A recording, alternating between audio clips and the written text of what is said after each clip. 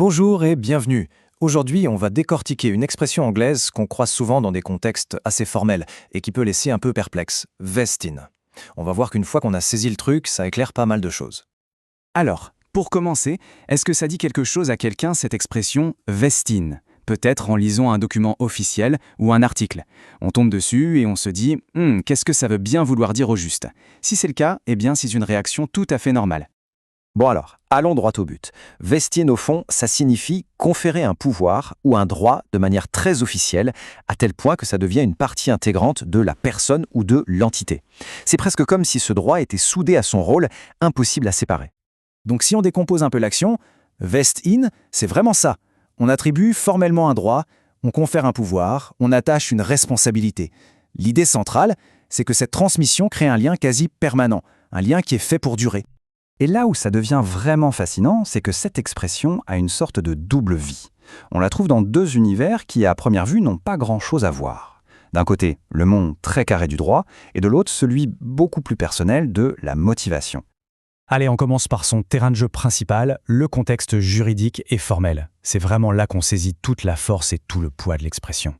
Pour que ce soit bien concret, regardons cet exemple. Alors oui, la phrase est en indonésien, mais pas de panique, ce qui compte c'est de voir l'idée en action. On va voir comment ce concept est utilisé pour accorder une autorité officielle.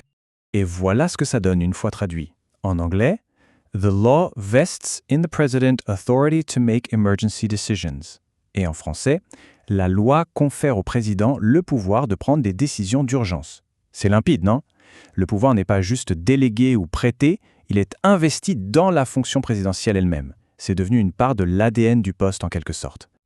Ok, on a vu le côté formel. Maintenant, on change complètement d'univers. Voyons comment cette même idée d'investir un pouvoir peut s'appliquer non plus à un poste, mais à une personne, dans un but de croissance personnelle. On repart sur un exemple en indonésien. Mais cette fois-ci, le contexte est très différent. On n'est plus dans la loi, mais dans la sphère de l'entreprise et de la motivation. L'idée de fond reste la même, mais regardez bien comment elle est appliquée. En anglais, ça donne « The company encourages employees to vest in self-development through continuous training ». En français, on traduirait par « L'entreprise encourage les employés à s'investir dans leur développement personnel ». C'est exactement le même principe. On investit du temps, de l'énergie pour que de nouvelles compétences deviennent une partie de soi, qu'elles soient intégrées à notre identité. C'est le même mécanisme mais à une échelle personnelle. Alors, si on met les deux côte à côte, le parallèle est frappant. D'un côté, on ancre une autorité légale dans une fonction officielle, de l'autre, on ancre une compétence dans une personne. C'est la même idée fondamentale d'intégration, mais sur deux terrains complètement différents. L'un est institutionnel, l'autre est humain.